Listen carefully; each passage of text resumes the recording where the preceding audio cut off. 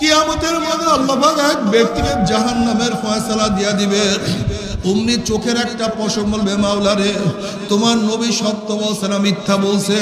আল্লাহ পাক বলবে, আমার নবী যা বলছে সবই সত্য বলছে, মিথ্যা বলার তো প্রশ্নই হইতে পারে না। তখন চোখের পশম বলবে, মাওলা রে, যেই চক্ষু তোমার ভয়ে জাহান্নামে কাঁদবে, সেই চোখের উপরে তুমি জাহান্নামের গুণ হারাম করিয়া দিবা। এইটা তোমার নবীর ঘোষণা।